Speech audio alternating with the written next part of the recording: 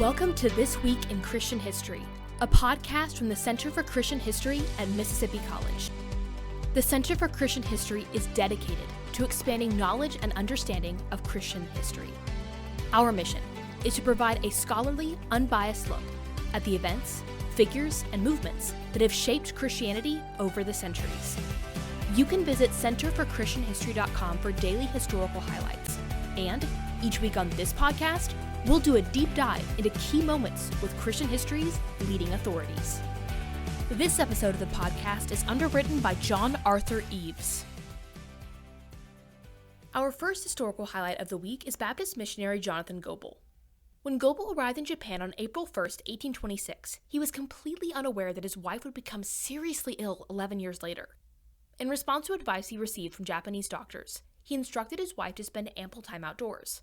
Goebel was also told to have 4 men carry her about, but he was not satisfied with this. As a result, he invented a 2-wheeled cart pulled with long poles, thus creating the rickshaw. While he never claimed a patent for his invention, Goebel improved the working lives of many people with whom he came in contact. Our second historical highlight and the subject of our deep dive is the Assemblies of God denomination. On April 2, 1914, over 300 Pentecostals convened at the Grand Opera House in Hot Springs, Arkansas. After a 10-day meeting and much preaching, the Assemblies of God denomination was born. Our third and final historical highlight of the week is Reginald Heber. Prior to his death at age 42, Heber spent a considerable amount of time traveling in Scandinavia and Russia before he settled in India as an Anglican missionary. Eventually, he was named Bishop of Calcutta. Poetry was one of Heber's passions, which stemmed from his time of study at Oxford University. His most famous poem, Holy, Holy, Holy, was published after he died on April 3, 1826. Today in our deep dive, Nick Walters, director of the Center for Christian History, talks with Lisa Millen of Evangel University about the Assemblies of God. Well, we are pleased to have as our guest today on our deep dive for This Week in Christian History, Dr. Lisa Millen, who is an associate professor of church history at the Assemblies of God Theological Seminary, which is at Evangel University in Springfield, Missouri. And we're going to talk today off of the anniversary of April the 2nd of what happened in 1914, which was really the beginning of the Assemblies of God Church. And Dr. Millen, thank you for joining us. Thanks for having me. I appreciate it. Absolutely. Yeah. So a lot of people might think that Pentecostalism is all kind of bunched up as one particular denomination, but you can't say that any more than you could say, well, there's only one group of Baptists or one group of Methodists or one group of Presbyterians, right? I mean, and so absolutely. So how did this particular event that we're talking about, which took place in Arkansas, right? Was it at Right, Hot Springs, Arkansas. Hot Springs? Okay. So how did all that kind of come together, and what was the goal, particularly of this particular meeting? Well, I think you make a really important point about, you know, how we even talk about Pentecostalism, right? Because it's so huge, and you have people coming into the movement from so many different directions and so many different backgrounds. So, you've got your Baptist, your Christian Missionary Alliance, your Wesleyans, people coming out of different holiness traditions, and just wanting, having experienced this revival at Azusa Street, right? And then wanting to continue what's going on there. And of course, anytime you want to continue something, you've got to organize, right? And I think that's what's driving this, is a need for organization, maybe a need for, out of this plethora of individuals, of finding those who sort of identify along the same lines you do, right? So I think it's really driven by a need to self-identify as a certain type of Pentecostals, particularly probably finished work. So pulling out of that greater holiness movement, to say, here's a group of us who think a little bit differently about sanctification. That's Mm. one of the driving forces there. So uh, it's a group of holiness people who have experienced the Pentecostal blessing, but they have to deal with this idea of sanctification and where does it belong. And so this is a finished work group who are saying, well, sanctification is not a second instantaneous crisis experience that you have. It's something that begins at justification, it begins at new birth and continues on throughout your life. So even though it says the finished work, the idea is that it's begun at Calvary. That's where the work for sanctification was done, and Mm. then that continues throughout our life. And you never So really get there, right? and you I mean, never really get there, right. right? You Yeah, never are through. You're never done where you check the box and go, I'm fully sanctified. I'm over, right? This is a right, process. And so, exactly. We're always in the process, or we should always be in the process, right, of sanctification, of becoming like Christ, becoming more like Christ. And so it's that's one of the ideas, really, is the finished work movement. And then I think the need to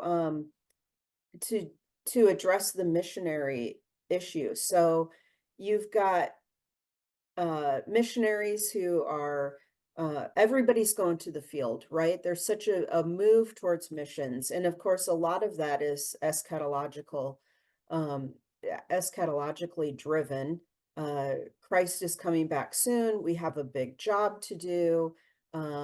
And then how we understand uh the whole outpouring of the Holy Spirit as a latter day movement, not as the what's going to come along later in the 40s, but this eschatological move that Christ has poured out his spirit in a new way because these are the end times. So we have a big job to do, and now we have the power of the Holy Spirit to do it. So I think part of the formation of the Assemblies of God is really missions driven, mm, because we need an organized system for who we're going to send over, how those people are going to be supported, um, because everybody's going, lots of missionaries are going, but as we read in the literature, a lot of people went who probably shouldn't have gone or weren't prepared, or you're giving money to people you're reading about in these Pentecostal periodicals, um, and so just it's a way of organization. yeah. Yeah. Well, I mean, so were there um, a couple questions about that? One is, why Hot Springs? I mean, of all the places, I mean, I know it's a resort town, right? I mean, other Yeah. than Al Capone hiding out from there, I mean, people, why that? And then who were the people that actually did the convening? I mean, who actually sent the letters or the telegrams or whatever they did to say, hey, let's meet up. It's time to meet. We need to do this. Did they meet up at Azusa and, swap business cards? I'm being a little silly, but I mean, Well, there's people who are moving through all of these centers, right? You've got Durham and the Stone Church, not the Stone Church, but yeah, the North Avenue Mission in Chicago. And you've got Ian Bell, and you've got um Flower, and all of these people who are moving. So I think Ian Bell is a big pusher behind this, calling people. And it's so interesting to me about how they sent out announcements through these Pentecostal periodicals that hmm. are going around. Hey, meet in Hot Springs. Why they choose Hot Springs? Um, that's a good question. I don't know the answer to that. Somebody probably knows the answer, but I don't know it. Yeah. Okay. Yeah. Just curious. Okay. Yeah, it's something I'll have to look into. Why did they go there? But Yeah. Chicago. I mean, you would think there would have been other towns that would have, or cities, right, that would have had the space, or maybe they just wanted to get off by themselves. They didn't want to Yeah, have everything around maybe. them, I mean, right? it could have been mundane, like, a cheap place to go in good weather. I don't know. I'll have to look into that more. I got a brother-in-law that owns a hotel. Let's go down Yeah, that that's direction. right. That's That right. could be part of it. So is the organization of what we're talking about that fits in kind of today's focus of April the 2nd. That was the day that everybody showed up and actually kind of banged the gavel, so to speak, right? And said, okay, we're convening, let's get started. And then were there already some ideas from people on the organization of just the structure of itself of this, we're going to have regions, or we're going to have districts, or you're going to be able to be your own thing, or, how did Oh, they kind of start to think to I organize think it it themselves? starts so loosely, and that's Mm, what they want. So they want a loose organization. So it doesn't start with, in fact, it's called the Assemblies of God because it's plural, and they emphasize that plurality.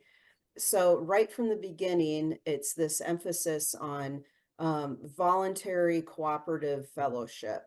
That, hey, these are multiple churches, and this is just something where we can come together and we can have some sort of identity together, but no concept here of founding a denomination.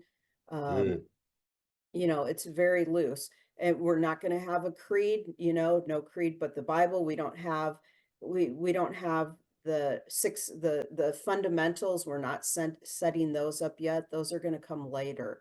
So okay. it's really just a meeting um of these individual churches and individual people that come together. I think there's about 300 ministers that show up, and they do elect Ian Bell as the first chairman, and um, they elect a presbytery. Um, but the idea is really to be a loose um, connection of churches. It's almost like a confederation, for lack of a better way of saying it, Right? right? Like Yeah. we all just kind of have agreed that, let's go back to our early American history, right? These colonies agreed, it's a lot easier to hang together or hang separately, right? I mean, Yeah. we would rather let's figure out that we want to be able to, there's value in being able to know that there are others that believe the same ways that we're believing. This is not a top down thing that are saying that Right. this is what everybody says, that thou shalt have to believe these 27 things or this part of this creed.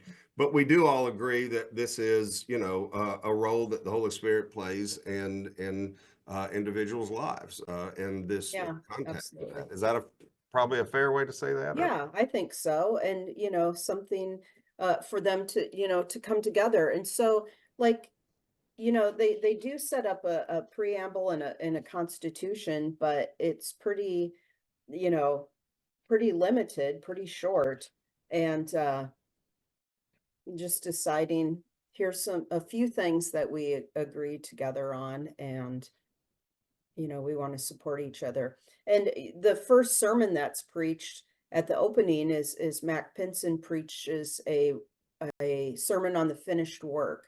mm. And so I think that's really, here's why we're all together, because out of everyone, we adhere to this.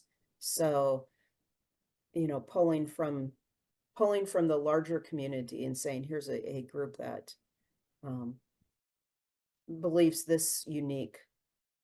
This is our common denominator. I mean, that's Right. the thing that Yes. kind of that this is the thread that goes through all of the things that we've been. We're not telling you how big your church has got to be, how many Right. associate pastors you got to have. We got to you don't get Right. that's not what this is. And maybe again I'm stretching this as an idea, and tell me if this is right. We've seen how things like that structure has worked in other denominations, and that is sometimes not the way that we would want to do it, or we just Oh, think that there's sure. a I mean, better I way think, to do it, right? I mean, yeah, and I think a lot of this is a response, right? A reaction to what they see as formalism happening in the more developed denominations, and they don't like that, right? Mm, There's such a strong sense of individuality, yeah, um, that's that's occurring, I think, in the whole movement, um, because it's something that separates them from their original places. They're all absolutely. coming out of something else, right? They're all coming out of structures, and they don't want more structure, they just want loose. They want just enough structure to help them hang together or and to get the job done. You can watch the rest of Nick's interview with Lisa Millen on the Center for Christian History website at centerforchristianhistory.com. This episode of the podcast is underwritten by John Arthur Eves. This Week in Christian History is produced for the Center for Christian History by Blue and Gold Media at Mississippi College, in cooperation with the MC Department of Communication. For episode transcripts and more information, visit centerforchristianhistory.com. Be sure to subscribe on Spotify, Apple, YouTube Music, or wherever fine podcasts are found. Our next episode is coming next week. Thank you for listening.